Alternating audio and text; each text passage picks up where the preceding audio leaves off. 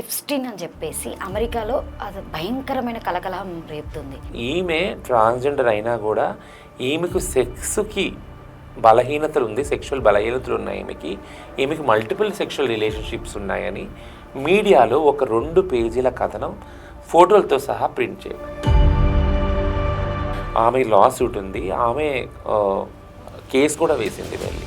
ఆ రోజునే అక్కడే అసలు జరుగుతుంది ఏంటి అని ఎవరైనా ప్రశ్నించి ఉంటే, ఇన్వెస్టిగేషన్ జరిగి ఉంటే ఈ 20 సంవత్సరాలు ఎంతమంది ఆడపిల్లల్ని చిన్నపిల్లల్ని మనం బ్రతికించుకునే వాళ్ళని భయంకరమైన హింసతో అలా చేయడము.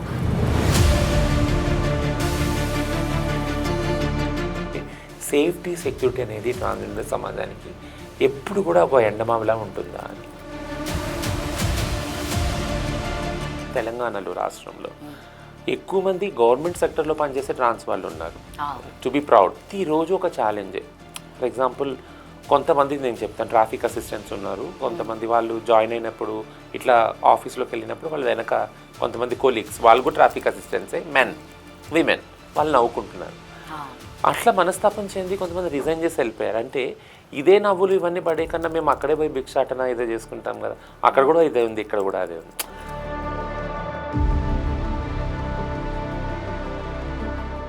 నమస్తే, నేను మీ anchor Lavanya. Welcome to SS media.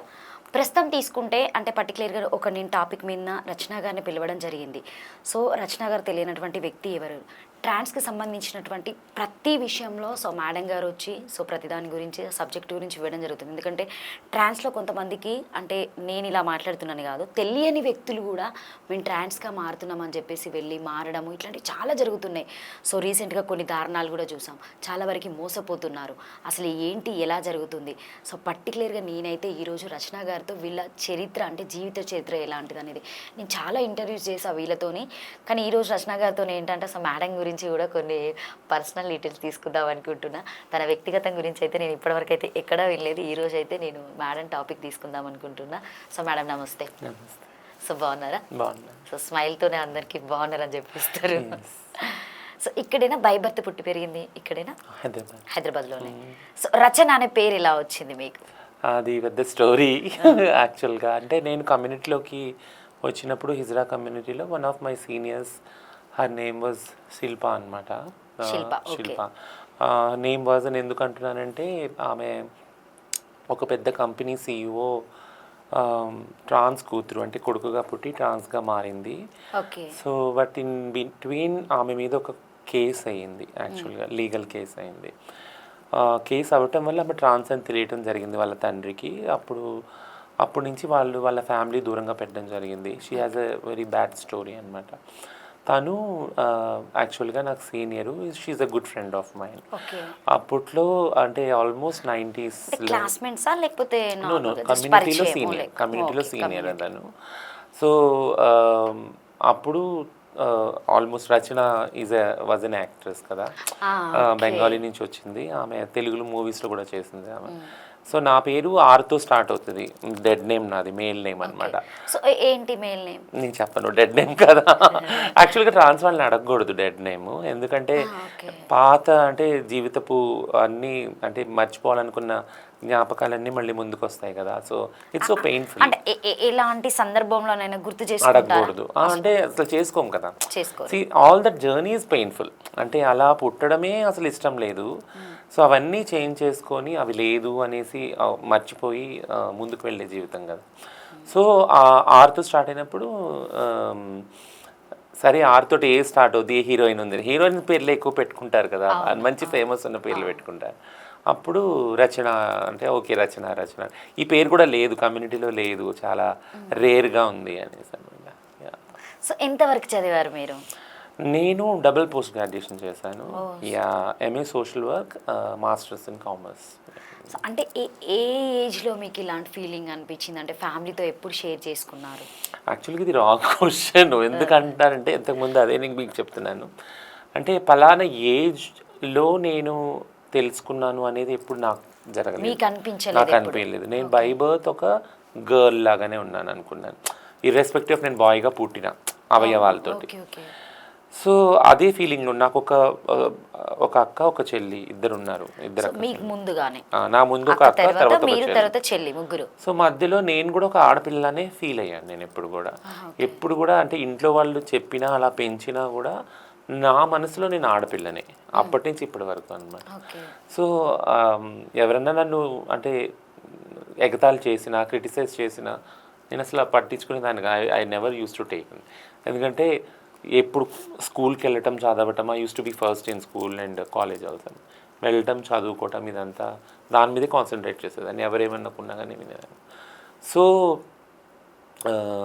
Coming out అనేది అంటే పలానా ఏజ్లో మీరు తెలుసుకున్నారనే క్వశ్చన్ అది నన్ను ఎప్పుడు టచ్ చేయదు. ఎందుకంటే అంటే జనరల్గా అందరు చెప్తూ ఉంటారు కదా రచన గారు. అయితే ఇందులోనే కమింగ్ అవుట్ ఎప్పుడని అడగచ్చు. అంటే ఎప్పుడు మీరు మీ ఫ్యామిలీకి కానీ లేదా సొసైటీకి కానీ రచనగా పరిచయం అయ్యారు అనేది అడగచ్చు. అది క్వశ్చన్. ఆ మధ్యలో ఎన్నో జరిగి ఉండి మీరు బయటికి వెళ్ళారా లేకపోతే డైరెక్ట్ గా ఫ్యామిలీతో షేర్ చేశారా?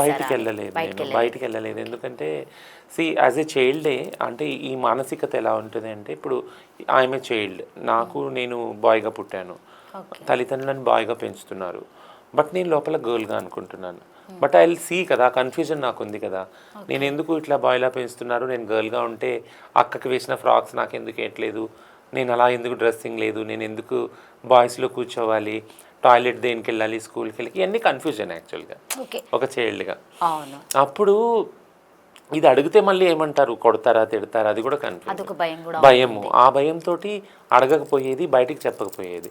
ఎందుకంటే మళ్ళీ చెప్తే మళ్ళీ నన్నే ఏమన్నా అంటారేమో, ఇది తప్పేమో అనే ఒక క్వశ్చన్స్ ఉండే అనమాట. సో అప్పుడు కమ్ అవుట్ అవ్వలేదు నేను. సో ఒకటి మనకి కల్చరల్గా మనకి పిల్లలకి అలవాటు చేసేది ఏంటంటే నువ్వు చదువుకొని పెద్ద అయితే జాబ్ చేస్తే నీ ఇష్టం, నువ్వు ఇండిపెండెంట్గా ఉండొచ్చు. అదొక్కటి నేర్పుతాం కదా ఇప్పటికి మన పిల్లలకి, అదే నేర్పుతాం. సో అప్పుడు ఆ అండర్స్టాండింగ్ ఏంటి అంటే నేను లోపల ఇట్లా ఉన్నాను, ఇది తప్పేమో, కానీ నేను పెద్ద అయినాక నేను చెప్తాను అన్నట్టు. నేను గ్రాడ్యుయేషన్ ఎప్పుడైతే కంప్లీట్ అయిందో ఒక టీవీ షోలో నేను కమ్అవుట్ అయ్యాను యాక్చువల్గా, ఇంటర్వ్యూలో. అది సుమగారితో ఫస్ట్ ఇంటర్వ్యూ. అప్పుడు ఓపెన్ అయ్యారు. అప్పుడు ఓపెన్ అయ్యారు. అసలు ఫ్యామిలీలో కూడా చెప్పలేదు ఎవరికైనా, అంటే బెస్ట్ ఫ్రెండ్ అని ఒక ఫ్రెండ్ ఎవరికి చెప్పలా. విత్ ఇన్ కమ్యూనిటీ నేను వెళ్ళటం రావటం జరుగుతుంది, బట్ కమ్అవుట్ అవ్వలేదు నేను. ఓకే, అంటే కమ్యూనిటీ వాళ్ళకి మాత్రం తెలుసు, వాళ్ళు ఎప్పుడు కూడా ఎక్కడ ఏం చెప్పరు అనుకుంటా. మీరు అందరూ కొంచెం ఐకమత్యంగా చెప్పొచ్చు ఈ ప్రకారంగా. ఫ్యామిలీ వరకు అన్ని సంవత్సరాలు దాచారంటే చాలా కష్టం. దట్స్ ఎ పెయిన్ఫుల్ జర్నీ కదా. అంటే ఇక్కడ ఒక బ్రతుకు, అక్కడ ఒక బ్రతుకు, మళ్ళీ ఇద్దరు ఇంట్లో ఆడపిల్లలే, మధ్యలో మీరు వాళ్ళ మ్యారేజ్ అయినాక ఆల్మోస్ట్ వాళ్ళు బయటకు వచ్చాను నేను. మ్యారేజ్ అయిపోయిన తర్వాత ఇప్పుడు ఓకేనా అంటే అందరూ యాక్సెప్ట్ చేశారు, ఫస్ట్ నుంచి యాక్సెప్ట్ చేస్తున్నారు. ఎందుకంటే I came out as a human rights activist. నేను ట్రాన్స్జెండర్నే, బట్ నేను హ్యూమన్ రైట్స్, మానవ హక్కుల మీద పనిచేస్తాను. అదే నేను ఒక చోట భిక్షాటం చేస్తా, ఒక చోట సెక్స్ వర్క్ చేస్తా, అట్లా కనపడితే వాళ్ళు యాక్సెప్ట్ చేసేవాళ్ళు కాదు కదా. సో అది కూడా ప్లాన్ చేసుకోవాల్సి వచ్చింది. సో అంటే జనరల్గా ఇప్పుడు ఇక్కడ వరకు మీకు తెలిసిన వరకు ఎంతమంది ట్రాన్స్ చదివిన వాళ్ళు ఉన్నారు, ఎంతమందికి జాబ్లు వచ్చాయి? చదివిన వాళ్ళు చాలామంది ఉండే ఉంటారు. ఎందుకంటే నాలా ప్లాన్ చేసుకొని చదువుకున్నా కానీ కమ్అవుట్ అయిన వాళ్ళు లేట్గా చాలామంది ఉంటారు, లేదా ముందే కమ్అవుట్ అయ్యి బయటకు వచ్చేసి వాళ్ళు ఇండిపెండెంట్గా, అది చాలా తక్కువే ఉన్నారులే. చదువుకున్న వాళ్ళు కూడా ఉంటారు. బట్ చదువు అనేది ఒక కాన్ఫిడెన్స్ ఖచ్చితంగా ఇస్తుంది. అంటే కమింగ్ అవుట్లో కూడా అది హెల్ప్ చేస్తుంది. నేను ట్రాన్స్ అనలేదు, బట్ కానీ ఆపర్చునిటీస్ లేవు కదా. ఇప్పుడు నేను కమ్అవుట్ అయినా కానీ నా విషయం తీసుకుంటే, నేను ట్రాన్స్ అని ఒకసారి బయటకు వచ్చినాక నాకు ఉద్యోగ అవకాశాలు ఏమీ లేకుండే, మళ్ళీ అదే కల్చర్లో బెగ్గింగ్, సెక్స్ వర్క్ దానిలోకి వెళ్ళవలసి వచ్చింది. సో ఇప్పుడు కంపారిటివ్గా చాలా ఆప్షన్స్ ఉన్నాయి. కాబట్టి అంటే దాదాపుగా చాలా మందికి కూడా గవర్నమెంట్ జాబ్స్ కూడా రావడం జరిగింది. అంటే బేసిక్గా నేను క్వశ్చన్ చేయడానికి రీజన్ ఏంటంటే మీ దాంట్లో ట్రాన్స్ ఉన్న వాళ్ళు దాదాపు చాలా మంది చదువుకొని ఉన్న వాళ్ళే ఉంటున్నారు ఇప్పుడు. కానీ వాళ్ళకి కొన్ని సిచ్యువేషన్లో జాబ్స్ చేసే దగ్గర నడవడికతో అయినా కావచ్చు, ఒక స్మైల్తో అయినా కూడా కావచ్చు, వెటాకారంగా చూడడము, సో వీళ్ళు ఇదే అని జడ్జి చేయడం వల్లనే సో ఇప్పుడున్నటువంటి వాళ్ళు ఒక వ్యతిరేకం తీసుకురావడం జరుగుతుందని చెప్పొచ్చా? ఖచ్చితంగా. అంటే ఇప్పుడు అంటే ఒక విషయం గర్వంగా చెప్తాను, తెలంగాణలో రాష్ట్రంలో ఎక్కువ మంది గవర్నమెంట్ సెక్టర్లో పనిచేసే ట్రాన్స్ వాళ్ళు ఉన్నారు. To be proud. అది అట్లా వర్క్ చేసాం మనం తెలంగాణ ఫామ్ అయిన దగ్గర నుంచి కూడా, అంతకుముందు నుంచి కూడా చేసినాం. బట్ థింగ్ ఏంటంటే ప్రతిరోజు ఒక ఛాలెంజే. ఫర్ ఎగ్జాంపుల్ కొంతమంది నేను చెప్తాను, ట్రాఫిక్ అసిస్టెంట్స్ ఉన్నారు, కొంతమంది వాళ్ళు జాయిన్ అయినప్పుడు ఇట్లా ఆఫీస్లోకి వెళ్ళినప్పుడు వాళ్ళు వెనక కొంతమంది కొలీగ్స్ వాళ్ళు కూడా ట్రాఫిక్ అసిస్టెంట్సే, మెన్ విమెన్, వాళ్ళు నవ్వుకుంటున్నారు. అట్లా మనస్తాపం చెంది కొంతమంది రిజైన్ చేసి వెళ్ళిపోయారు. అంటే ఇదే నవ్వులు ఇవన్నీ పడే కన్నా మేము అక్కడే పోయి భిక్షాటన ఇదే చేసుకుంటాం కదా, అక్కడ కూడా ఇదే ఉంది, ఇక్కడ కూడా అదే ఉంది. ఎగ్జాంపుల్ చెప్తా ఉన్నాను. సో అట్లా అన్ని పడి కూడా సస్టైన్ అయిన వాళ్ళు కొంతమంది. సో ప్రతిరోజు ఒక ఛాలెంజే. ఎవరు నన్ను ట్రాన్స్ అని నన్ను ఇట్లా గేలిగా హేళనగా ఎగతాళిగా చేస్తారు అనేది, దాన్ని ఎలా నేను తీసుకోవాలి, ఎంత అంటే చూడకుండా వెళ్ళిపోవాలి, ఇదంతా కూడా ఒక పెద్ద స్ట్రగుల్. సో మీరైతే ఇలాంటి ఏం ఎదుర్కొంటున్నాను, ఈ రోజు కూడా ఎదుర్కొంటాను నేను. బట్ థింగ్ ఏంటంటే అంటే మన కన్సెంట్ లేకుండా మనల్ని ఎవరు డిస్టర్బ్ చేయరు కదా. సో దానికన్నా మించిన పని చాలా ఉన్నాయి అనుకొని వెళ్ళిపోతూ ఉంటాను అంతే. Just go on. సో ఇందులో మీకు తెలుస్తుందా, అంటే మేము ఒరిజినల్ ట్రాన్స్ అని చెప్పేసి కొంతమంది మగవాళ్ళ రూపంలో ఉన్న వాళ్ళు కూడా శారీస్ కట్టుకొని బ్యాంగిల్స్ వేసుకొని ఈ మీసాలు అనేది తీసుకొని జనరల్గా రోడ్ల మీద తిరగడము అడుక్కోవడం జరుగుతుంది. దీనివల్ల చాలా గొడవలు అవుతున్నాయి. వాళ్ళకి మాకు అనేది అసలు డిఫరెంట్ తెలియడం లేక జనాలు వాళ్ళని అనలేనివన్నీ మమ్మల్ని తిడుతున్నారని చెప్పేసి కొంతమంది బయటకు వచ్చి మాట్లాడుతున్నారు వీడియోలు. సో ఇన్స్టాలో కూడా పోస్ట్ చేయడం జరుగుతుంది. దాని గురించి మీరేం చెప్తారు? దాని గురించి అసలు నేను చాలా వీడియోలో ఇంటర్వ్యూస్లో ఒకటే నేను నా స్టాండ్ ఉంది యాక్చువల్గా దాని మీద. అంటే వాళ్ళ పనితనం లేకనా లేకపోతే చాతగానితనంతో చీరలు కట్టుకొని మీ వర్షన్ని వాడుకుంటున్నారా? సో నేను ఇంతకుముందు చెప్పినట్టు నేను ట్రాన్స్జెండర్ యాక్టివిస్ట్నే కాదు, ఒక హిజ్రా యాక్టివిస్ట్నే కాదు, హ్యూమన్ రైట్స్ యాక్టివిస్ట్ని కూడా కదా. సో నేను కేవలం నా కమ్యూనిటీ గురించి నేను మాట్లాడాను, సోషల్ ఇష్యూస్ గురించి కూడా మాట్లాడతాను నేను, ఓకేనా. సో ఒకవేళ ఒక మగవాడు చీర కట్టుకొని వాళ్ళ ఫ్యామిలీ కోసం అడుక్కోవటానికి మజ్బూర్ అవుతున్నాడు, అట్లాంటి పరిస్థితికి వచ్చాడు అంటే that's a societal problem, social problem. అది నా దృష్టిలో. నేను ఎప్పుడూ కమ్యూనిటీ దృష్టిలోనే ఆలోచించాను, ఓకేనా. ఓకే, కొంతమంది మగవాళ్ళు ఇర్రెస్పెక్టివ్ ఆఫ్ వాళ్ళ ఆడవాళ్ళకి తెలిసిన, భార్యలకు తెలిసిన, పిల్లలకు తెలిసిన చీరలు కట్టుకొని వచ్చి అడుక్కుంటున్నారు అంటే వాళ్ళకు కూడా చిన్నతనమే అది, అవునా. సో అది సోషల్ ఇష్యూ. ట్రాన్స్జెండర్ వాళ్ళకి బై బర్త్ వాళ్ళు ఒక సెక్స్లో పుట్టారు, వేరే సెక్స్లో వాళ్ళ మనసులో అనుకుంటున్నారు, వాళ్ళకి సర్జరీస్ కావాలి, జాబ్స్ కావాలి, ఇది కూడా సోషల్ ప్రాబ్లమే. ఈ రెండు సోషల్ ప్రాబ్లమ్స్ని పక్క పెట్టి చూసినప్పుడు నాకు ఏం డిఫరెన్స్ కనపడలేదు. ఒక ట్రాన్స్జెండర్ వ్యక్తిలాగా నాకు నా కమ్యూనిటీ ఇష్యూ చాలా సివియర్గా కనిపించింది. ఎందుకంటే మాకు కావాల్సిన వెల్ఫేర్ కానీ, మాకు కావాల్సిన ఎడ్యుకేషన్ కానీ, జాబ్స్ కానీ, ఏదన్నా కానీ అది కూడా ఒక మగవాళ్ళు ఆడవాళ్ళు చేసిన చట్టాల ద్వారా రావాలి. సో అది మా లైఫ్ చేంజ్ కావాలంటే దాన్ని పూనుకోవాల్సిన వాళ్ళు, దానికి కావాల్సిన పని చేయవలసిన వాళ్ళు ఆడవాళ్ళు, మగవాళ్ళు. సో ఎందుకంటే మీరు దాదాపుగా ఇప్పుడు స్టడీ పర్పస్లో ఉండి కొంతమంది జాబ్ చేస్తున్న వాళ్ళు చాలా వరకు పోరాటం చేస్తున్నారు. ఎంత చేసినా కూడా కొంతమంది వల్ల ఎంత మంచిగా ఉన్న వాళ్ళు కూడా బ్యాడ్ అవుతున్నారు. రీసెంట్గా మనం కీసరలో ఇష్యూ కూడా చాలా చూడొచ్చు, ఈ బోర్బండ ఇష్యూ కూడా చాలా చూడొచ్చు. దానివల్ల మంచిగా ఉన్న వాళ్ళందరికీ ఒక ముద్ర పడిపోయి అసలు వీళ్ళకి ఇచ్చే రెస్పెక్ట్ కూడా ఎవరికి ఇవ్వడం లేదు. ఇంకా హేళనగా చేసినట్టే కొందరైతే వీడియోలు చూపెట్టి సో మీరు ఇలా చేస్తున్నారని చెప్పేసి క్వశ్చన్ చేస్తున్నారు అని చెప్పి చాలా బాధపడుతున్నారు. అవును, అంటే ఈ క్రైమ్ అంటే వైలెన్స్ ఏదైతే ఉందో అది ఎక్కువ ఉంది ట్రాన్స్జెండర్ కమ్యూనిటీ పట్ల ఉంది, విత్ ఇన్ ట్రాన్స్జెండర్ కమ్యూనిటీలో కూడా ఉంది. ఎందుకంటే అన్ని కమ్యూనిటీస్ కన్నా అత్యంత దిగువ స్థాయిలో అత్యంత బీదరికంలో ఉంది ట్రాన్స్జెండర్ కమ్యూనిటీ సమాజంలో. ఎందుకు? ఆపర్చునిటీస్ లేవు, ఎడ్యుకేషన్ లేదు, జాబ్స్ ఇది ఏం లేవు. మినిమం బేసిక్ కమ్యూనిటీస్ రోటీ కపడా మకాన్ ఇవి కూడా లేవు. అట్లా లేనప్పుడు అట్లాంటి ఒక కండిషన్లో పెట్టినప్పుడు ఎవరైనా కానీ, ఆడవాళ్ళు కానీ, మగవాళ్ళు కానీ, ట్రాన్స్ వాళ్ళు కానీ, వాళ్ళు సర్వైవల్ మెకానిజం ఏముంటుంది, నేను బ్రతకాలి, ఈరోజు తినాలి, నాకు దొరకలేదు అంటే వాళ్ళు ఏదో ఒక తప్పు ఏదైతే సోకాల్డ్ లా ఉందో దాన్ని బ్రేక్ చేయక తప్పదు వాళ్ళకి. ఖచ్చితంగా ఇది దొరకడం లేదని చెప్పేసి ఇంకా సెక్స్ మీద డిపెండ్ అయిపోతున్నారు. నాట్ ఓన్లీ సెక్స్, బెగ్గింగ్ కూడా చేస్తున్నారు, బెగ్గింగ్ కూడా చేస్తున్నారు. సో ఇది ఫిక్స్ చేయలేని ప్రాబ్లం కాదు, దీన్ని ఫిక్స్ చేయొచ్చు. ఫర్ ఎగ్జాంపుల్ అంటే డెఫినెట్గా నేనంటే వ్యక్తిగతంగా ఒకరిని కించపరిచినట్టు అంటే వీళ్ళని అని మాట్లాడడం లేదు. అంటే ట్రాన్స్ అనగానే అందరికీ అంటే ఇంకా వీళ్ళు ఇంకా సెక్స్కే డిపెండ్ అయిపోతారు. అమ్మాయిల దగ్గరికంటే ఎక్కువగా ట్రాన్స్ దగ్గరికే మగవాళ్ళు ఎక్కువ వెళ్తూ అంటారు. రచన గారు దీని గురించి మీరు ఏం చెప్తారు? అది that is the false treatment అంటారు నేను యాక్చువల్గా. ఎందుకు అంటే ఇది ఒక సర్వే కూడా ఉంది, మీరు చూసుకోవచ్చు, రీసెర్చెస్ కూడా అయింది. ఏంటి అంటే అమ్మాయిలు ఒకవేళ సెక్స్ వర్క్ చేస్తే వాళ్ళ దగ్గర వెళ్ళే క్లయింట్స్ వాళ్ళ దగ్గర వెళ్తారు. ట్రాన్స్జెండర్స్ ఒకవేళ ట్రాన్స్జెండర్ మహిళలు సెక్స్ వర్క్ చేస్తే వాళ్ళ దగ్గర వెళ్ళే క్లయింట్స్ వాళ్ళ దగ్గరికి వెళ్తారు. ఇది మళ్ళీ అంటే కంపేర్ చేసి చూస్తే యాక్చువల్గా మహిళలు సెక్స్ వర్క్లో ఉన్నారు కాబట్టి ట్రాన్స్జెండర్ దగ్గరికి వెళ్ళరు అని లేదు, లేదా ట్రాన్స్జెండర్ సెక్స్ వర్క్లో ఉన్నారు కాబట్టి మహిళల దగ్గరికి వెళ్ళారని లేదు. ఈ క్లయింట్స్ ఇక్కడ వెళ్ళొచ్చు, ఇక్కడ వెళ్ళొచ్చు. ఓకేనా? థింగ్ ఏంటంటే సెక్స్ ఇస్ ఎ నీడ్, అది అలా చూడట్లేదు మనం. ఓకేనా? నీడ్ ఎవరైతే ఈ బేసిక్ ఎమ్యూనిటీస్ లేవో ఆడవాళ్ళకి కానీ లేదా ట్రాన్స్జెండర్ మహిళలకు కానీ వాళ్ళు రోడ్డు మీదకి వచ్చి వాళ్ళు మజ్బూర్ అవుతున్నారు వాళ్ళ శరీరాన్ని నమ్ముకునే దానిలో. అవునా?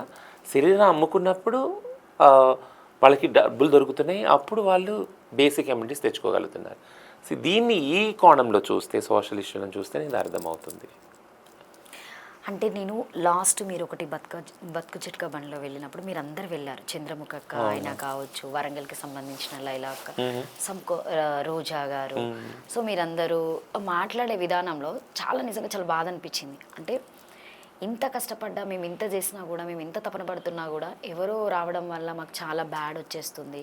అసలు మేము ఎంత చేసినా కూడా జనాలందరి మధ్యలో ఇంకా ఈ ఒక ముద్ర అనేది పడేసుకున్నామా అని చెప్పేసి అసలు అంటే మీరు మాట్లాడే మాటలకి మేము అసలు చాలా ఇదైపోయింది. అసలు నిజంగా ఈ ఈ ఇట్లా పుట్టడమే తప్ప అనే క్వశ్చన్ మీరు చేసుకుంటున్నారు చూడు, అది చాలా బాధగా అనిపించింది.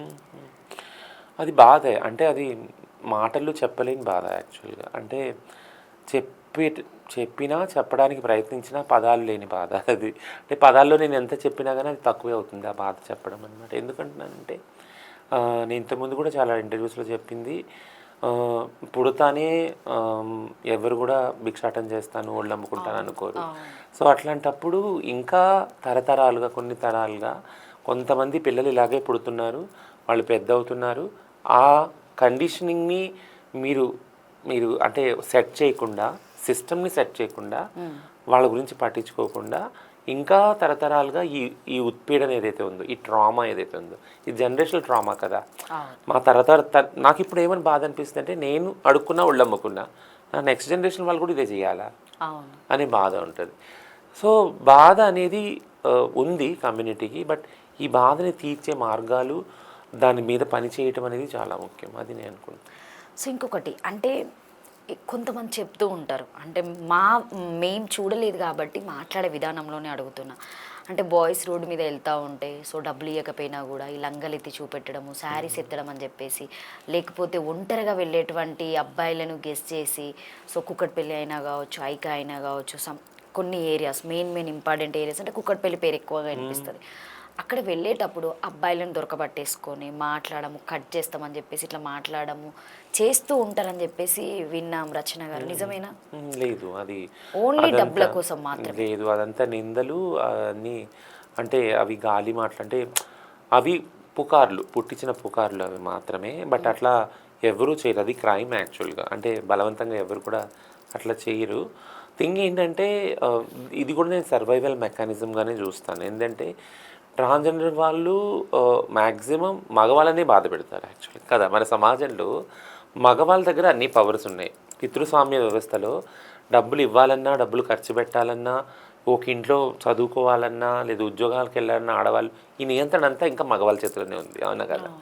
సో డబ్బులు అనేవి మగవాళ్ళ దగ్గరే అడుగుతారు. మీరు ఎప్పుడైనా గమనిస్తే ఆడవాళ్ళని బాధ పెట్టరు, వాళ్ళని అరెస్ట్ చేయరు, మగవాళ్ళని వాళ్ళు టార్గెట్ చేస్తారు. థింగ్ ఏంటంటే ఈ సమాజం అంతా మగవాళ్ళ చేత నడబడుతుంది కాబట్టి మాకు అవకాశాలు అందరికుండా చేసింది వాళ్ళే. కాబట్టి ఆ భయాన్ని తీసుకొస్తున్నాం మగవాళ్ళు. సో మాకు ఎవరు ఇవ్వాలి, మాకు తిండి ఎవరు పెట్టాలి కదా, మాకు ఈ కట్టుకోవడానికి బట్ట ఎవరు ఇవ్వాలి, ఇదంతా ఎట్లా మేము బతకాలి, కాబట్టి మీరే బాధ్యులు, మీరే మమ్మల్ని బతికించండి అన్న ఒక ఆలోచన నుంచి వస్తూ ఉంది. ఇంకోటి ఏంటంటే ఆల్రెడీ ఈ భయాలు ఏదైతే ఉన్నాయో సమాజంలో ఒక పర్సెప్షన్ బిల్డప్ చేసింది ఏంటంటే, వీళ్ళు మంచి వాళ్ళు కాదు. మనం చిన్నపిల్లలకి చెప్తాం కదా, వీళ్ళు వస్తే వాళ్ళు కిడ్నాప్ చేస్తారు, వాళ్ళలాగా తయారు చేస్తారు, వద్దు బయటికి వెళ్ళొద్దు, వాళ్ళ జోలికి వెళ్ళొద్దు అని. కానీ అదే చిన్నపిల్లలు పుట్టినప్పుడు దీవెనలకి మళ్ళీ మా వాళ్ళే వెళ్ళాలి, మా వాళ్ళే ఆడాలి, పాడాలి, దీవించాలి. అంటే మీ ఆశీర్వాదం చాలా గొప్పది, మీరు కొట్టేటువంటి చప్పట్లైనా కూడా ఆశీర్వాదం కింద వస్తుంది. అసలు ఏంటి అసలు అది? అంటే సమాజంలో ఒక పర్సెప్షన్ ఏంటంటే, ఒక ఆలోచన ఏంటి అంటే, హిజ్రా కమ్యూనిటీ అనేవాళ్ళు వదిలేసిన వాళ్ళు. ఎందుకంటే హిజ్రా కమ్యూనిటీ ఆర్గన్స్ తొలగించినప్పుడు సెక్స్ ఉండదు ఆటోమేటిక్గా. అలాంటి ఆలోచనలు రావు, అలాంటి యాక్టివిటీయే జరగదు ఆలోచన రానప్పుడు. ఎవరైతే సెక్షువల్ థాట్స్ లేవో, యాక్టివిటీ లేదో, వాళ్ళు భగవంతుని ప్రార్థనలో, ప్రేయర్లో ఉంటారు ఎప్పుడు. కాబట్టి భగవంతుడు వాళ్ళకి చాలా దగ్గరలో ఉంటారు. కాబట్టి అటువంటి వాళ్ళ దీవెనలు చాలా ప్యూర్ అనేది ఒక పెద్ద పర్సెప్షన్, ఒక నమ్మకము. ఆ నమ్మకం ఒక కల్చర్ అయిందనమాట. సో ఆ కల్చర్లో బ్రతుకుతుంది తరతరాలుగా హిజ్రా కమ్యూనిటీ. అసలు హిజ్రా అంటే ఏంటి? అసలు ట్రాన్స్ హిజ్రా అనే దానికి చాలా మీనింగ్స్ ఉన్నాయి. అది పర్షియన్ వర్డ్, అది అరబిక్ వర్డ్, ఇట్లా కూడా చెప్తారు. హిజ్రా అంటే ఒక పవిత్రమైన యాత్ర, ఒక ట్రాన్సిషనింగ్, అంటే ఒక ప్రయాణం లాంటిది. అంటే ఇప్పుడు ఒక జెండర్లో ఒక సెక్స్లో పుట్టారు కదా, మేము పుట్టినప్పుడు ఒక జెండర్లో ఒక సెక్స్లో పుట్టాం, అందులో నుంచి ఆడ సెక్స్లోకి లేదా అట్లా. సో కాబట్టి ఆ జరిగిన ఒక పరంపర ఏదైతే ఉందో దాన్ని హిజ్రా కల్చర్గా అనుకుంది. కాకపోతే సమాజం అది ఒక పవిత్రమైన యాత్రలాగా, ఒక పవిత్రమైన ఐడెంటిటీగా గుర్తించి మా దీవెనలకి అంత పవర్ ఉండేలాగా కొన్ని స్క్రిప్చర్స్, రామాయణంలో తులసిదాస్ రామాయణంలో ఒక స్టోరీ, ఇట్లా కొన్ని స్టోరీస్ కూడా వాటి చుట్టూ, ఆ కల్చర్ చుట్టూ అల్లారనమాట. యాక్చువల్గా ఈ కల్చరే లేకుండా ఉంటే మేము బ్రతికే వాళ్ళమా అనిపిస్తుంది నాకు. ఎందుకంటే ఈ దీవెనలు ఇవన్నీ, ఇది ఆడటం పాడటం అనేది లేకుండా ఉంటే మమ్మల్ని అంటే బతకనిచ్చే వాళ్ళే కాదు కదా. అసలు మీరు అయితే ఆడలుగా బతకాలి, లేకుంటే మగాళ్ళుగా బతకాలి. మీరు ఇట్లా మధ్యలో ఉండటానికి అస్సలు వీలు కాదు. ఎందుకు ఇట్లా ఈ చప్పట్లు కొట్టడానికి ఒక శబ్దం వస్తూ ఉంటుంది, మీరు కొట్టే దాంట్లో కూడా రిథం అనేది కూడా వేరు ఉంటుంది. అంటే అది ప్రాక్టీస్ కూడా ఉంటుంది, దాని సౌండ్ కూడా వేరే ఉంటుంది. దానికి 2 పర్పస్ ఉంది. ఒకటి ఏంటి అని అంటే సెల్ఫ్ డిఫెన్స్. ఒక సెల్ఫ్ డిఫెన్స్ ఎట్లా అంటే, ఇప్పుడు నేను ఏదైనా ఒక ఏరియాలోకి వెళ్ళాను, అక్కడ ఎవరు లేరు చుట్టూ, హఠాత్తుగా ఎవరైనా నన్ను అటాక్ చేయడానికి వచ్చారు. ఫర్ ఎగ్జాంపుల్ నేను తాళి కొట్టంగానే వాళ్ళకి అర్థమైపోద్ది, ఓ తాళి అంటుంది. ఆ తాళి కొట్టంగానే ఓ మేము అంటే, కొంతమంది మా వాళ్ళు ఆడపిల్లగానే అందంగా ఉంటారు, అయ్యో వీళ్ళు అంటే నువ్వు ఆడదానివి కాదా ఇట్లా అని. సో అది సెల్ఫ్ ఐడెంటిటీ. తాళి కొడితే నేను లేదు, నేను హిజ్రాని, నేను ట్రాన్స్ అని చెప్పాను, అది ఐడెంటిటీ. రెండోది ఏంటి అంటే, ఈ శబ్దం అయినప్పుడు చుట్టుపక్కల ఎవరైనా ఉన్నా కానీ ఇక్కడ ఎవరు ట్రాన్స్ ఉన్నారు అని తెలిసిపోతుంది. ఒక రిమోట్ ఏరియాకి వెళ్ళినా కానీ అప్పుడు వాళ్ళు వెంటనే అక్కడికి వస్తారు, ఏం జరుగుతుంది ఏందవుతుంది అని. అప్పుడు వాళ్ళకి సేఫ్గా ఫీల్ అవుతారు, ఒకవేళ ఏదైనా రిస్క్లో ఉండుంటే కనుక. ఇంకొకటి రచన గారు, ఇది హార్మోనియస్ ప్రాబ్లం వల్లనే జరుగుతుందని చెప్పేసి దాదాపుగా అందరు చెప్తూ ఉంటారు మీ వాళ్ళు. సో ఇప్పుడు మేల్ అనే వ్యక్తి ఒక ప్రెగ్నెంట్ కావడానికి సాధ్యమేనా? లేదు. అంటే కొన్ని ఫొటోస్ వచ్చాయి రీసెంట్గా, ఒక అబ్బాయి తను ఫోటోషూట్ కూడా చేసుకోవడం జరిగింది, దాని మీద మీ అభిప్రాయం ఏంటి? So this is what ignorance is bliss అని ఉంది ఇంగ్లీష్లో కదా. అంటే మనకి ఏ విషయం తెలియకపోతే దాని చుట్టూ ఎన్నో కథలు అల్లుకుంటాం మనం కదా. సో 2 విషయాలు ముఖ్యంగా ఇందులో. ఒకటి ఏంటి అంటే, పిల్లలు పుట్టే అవకాశం, మేము ట్రాన్స్ మహిళలమని ఇప్పుడు చెప్తున్నాను, నేను ట్రాన్స్ మహిళ అని చెప్తాను. మహిళలు అనేది, ట్రాన్స్ మహిళ అనేది ఒక సోషల్ ఐడెంటిటీ, జెండర్ ఐడెంటిటీ అది. బట్ ఫిజికల్గా, బయలాజికల్గా మేము మహిళలు కాము కాబట్టి, గర్భసంచి ఇవన్నీ ఏమి లేవు కాబట్టి మేము తల్లులు కాలేము. అంటే సో కాల్డ్ గర్భం దాల్చలేము. యాక్చువల్గా ఆ స్ట్రక్చరే అట్లా లేదు మేము పుట్టినప్పుడు, మగ శరీరాలు కాబట్టి. బట్ మీరు ఇప్పుడు చూసింది ఏదైతే ఫోటోగ్రాఫ్ ఉందో అది ఒక ట్రాన్స్ పురుషుడు. అంటే ఈ 2 ఐడెంటిటీలు ఉన్నాయనే సమాజంలో తెలియదు, ట్రాన్స్ మహిళలు, ట్రాన్స్ పురుషులు. ఇప్పుడు నేను మహిళను, నా పుట్టుక పురుషుల్లాగా అయింది, మగపిల్లాలాగా అయ్యి నేను మహిళను అనుకున్నాను బ్రెయిన్లో. అలానే కొంతమంది మహిళలు వాళ్ళ బ్రెయిన్లో పురుషులు అనుకుంటారు, వాళ్ళు మహిళలుగా పుట్టి ట్రాన్స్ పురుషులుగా ట్రాన్సిషన్ అవుతారు. ఈ 2 ఐడెంటిటీలు చాలా ఈక్వల్గా ఇంపార్టెంట్. మనం తెలుసుకునేటప్పుడు 2 గురించి తెలుసుకోవాలి. మీరు చూసిన ఐడెంటిటీ ఈ ట్రాన్స్ పురుషుడు. ఎవరైతే ట్రాన్సిషన్ అయ్యారో, అంటే హార్మోన్స్ తీసుకొని మేల్, అలాగే చెస్ట్ రిమూవ్ చేసి ఇదంతా అయ్యారో, వాళ్ళు యూటరస్ రిమూవ్ చేయలేదు. సో వాళ్ళకి గర్భం ధరించే ఆస్కారం ఉంది కాబట్టి గర్భం ధరించారు. సో కానీ ఆ ఫోటోలో మీరు చూసినప్పుడు పురుషుడు గర్భం ధరించినట్టే కనిపిస్తూ ఉంది.